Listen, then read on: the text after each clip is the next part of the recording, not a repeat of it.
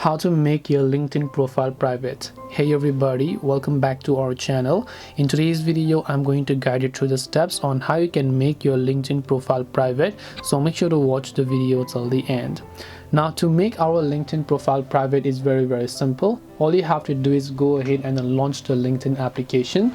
Then just make sure to tap the profile icon from the top left. Then simply go to the option known as settings.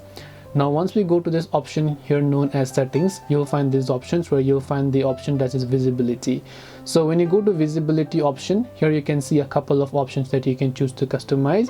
And once you come to the visibility tab, you can just go to this option called edit your public profile, and under edit your public profile you'll find one of the options here that says your profile's public visibility. So all you have to do is just make sure to turn this thing off, because if I turn it on, my profile will be public and everyone will be able to see it. So when I turn this off, my profile will be private. So hope this video helped you as to how you can make your profile private on LinkedIn. If you have got any questions, feel free to leave them down. Thank you for watching till the end and see you soon in the next video.